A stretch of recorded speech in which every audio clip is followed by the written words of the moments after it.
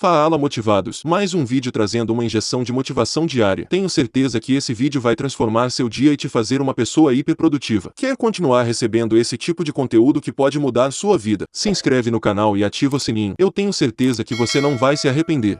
Não é possível alguém se comprometer com um processo de mudança se ele não reconhece que ele está precisando de mudança.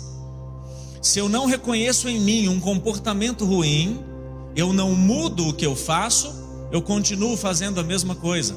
E se eu faço a mesma coisa, eu vou obter resultados que são semelhantes. Para chegar onde eu quero chegar, eu preciso ouvir o que eu ainda não ouvi, para fazer o que eu ainda não fiz, para conquistar o que eu ainda não conquistei. Mas como que eu ouço algo novo se eu reconheço que não preciso de mudança? O primeiro passo é reconhecer o seu estado atual. Com base no que eu estou te falando hoje, a primeira coisa que eu tenho que fazer é reconhecer o estado atual. Por mais que ele mostre que eu estou numa situação deplorável, ruim, eu primeiro preciso reconhecer como eu estou. Quando é que eu vou fazer um regime? Quando eu olhar no espelho e me sentir constrangido com o que eu sou. Enquanto eu olho para o espelho e não me constranjo com aquilo, eu não faço regime. Sabe qual é o regime que vai dar certo em você? Aquele que você acreditar, aquele que você se comprometer. Mas por que não se comprometeu? Porque não reconheceu que aquilo era importante para você. Mas isso não é para olhar e ficar pessimista, não é para olhar e desanimar, porque depois eu vou explicar que alguns desanimaram e outros não. Era para reconhecer o estado atual. Primeira chave para você sair de onde você está e chegar onde Deus quer que você esteja é reconhecer exatamente aonde você está. Mas é fácil ou é difícil reconhecer onde você está? É muito difícil. Vamos pensar na questão de comportamento. Aquele marido agressivo, verbalmente agressivo, que ele agride com palavras, por exemplo. Eu não estou nem falando de agressão física. Ele não percebe que ele é agressivo. Um pai superprotetor, ele não percebe que ele é um pai superprotetor. Uma mãe ausente, autoritária, um pai perfeccionista, ele não se vê assim. Porque o nosso cérebro sempre vai tentar encontrar um pensamento positivo para justificar a nossa permanência em um comportamento negativo. Então todas as vezes que eu faço algo errado, o meu cérebro manda uma história para mim, para que eu possa acreditar em algo positivo. Exemplo, uma mãe superprotetora. Quando eu digo mãe, entenda um pai também. Pais superprotetores, eles se veem como superprotetores? Não, eles se veem como cuidadosos. Eu estou apenas o quê? Cuidando. Estou só cuidando. Qual o problema de um pai superprotetor? De um pai superprotetor? Nenhum. O problema é de um filho que tem um pai superprotetor. Qual é a consequência na idade adulta?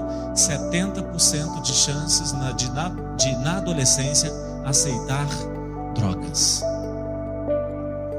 Sem falar que quando ele chega na idade adulta, por ter pais superprotetores, ele tem indecisão. Ele não sabe o que quer profissionalmente, emocionalmente, amorosamente. Ele não consegue fazer escolhas, porque pais superprotetores não deixam os filhos fazerem o quê?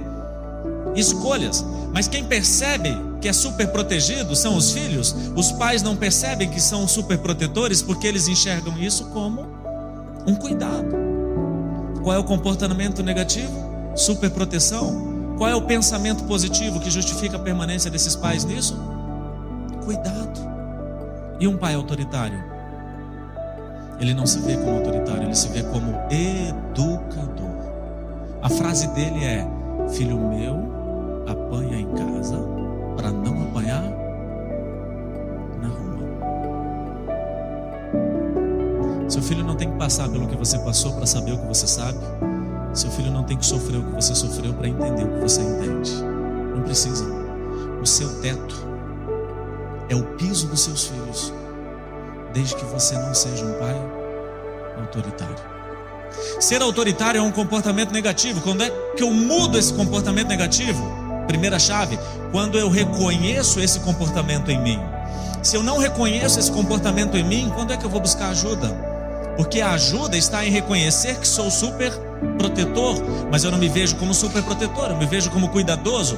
A ajuda está em eu reconhecer que eu sou autoritário, mas eu não me vejo como autoritário, eu me vejo como educador. E o pai mesquinho, que não consome no presente, ele guarda para consumir quando? No futuro. Aquele que não gasta um centavo, como é que ele se vê? Econômico. Ele é apenas econômico. Se não fosse ele, o discurso dele é: se não fosse eu, vocês já tinham morrido de fome. Vocês gastam de qualquer jeito. Ainda bem, não vou dar nada para vocês. O mesquinho não se vê como mesquinho, ele se vê como econômico. O ser econômico é positivo ou negativo? Positivo, mas ele se enxerga positivamente para não alterar um comportamento que é negativo. O perfeccionista, que dá mais valor às coisas do que às pessoas, começa a mostrar para os seus filhos que você ama mais as pessoas do que as coisas. Mas ele não se vê assim. O perfeccionista, ele se vê como o quê? Organizado. Imagine botar o pé no sofá de um pai e de uma mãe que são perfeccionistas. Aquela pessoa que compra o que não precisa com o dinheiro que não tem. Compra o que não precisa com o dinheiro que não tem. Consumista? Sim ou não? Comportamento negativo? Como é que ela se enxerga? Ela liga para a amiga e fala: amiga, foi um achado. O que é um achado? É uma oportunidade. Eu não podia deixar de quê? De comprar. Era uma peça, era uma promoção, dividiu em 60 vezes. Foi um achado. Ela vai continuar comprando porque ela não enxerga que ela comprou o que ela não precisa com dinheiro que não tem. Ela só diz: foi uma grande oportunidade. Significa que para cada comportamento negativo nós encontramos um pensamento positivo para justificar a nossa permanência. O que eu quero dizer é o seguinte: sozinho você vai rápido, acompanhado você vai longe. Sozinho você não descobre aquilo que você tem que mudar. Sozinho você não enxerga aonde estão os seus erros. Sozinho você não cumpre a chave número 1: reconhecer o estado atual. Se você quer chegar onde você merece chegar, você precisa ouvir o que você ainda não ouviu, para fazer o que você ainda não fez, para conquistar o que você merece.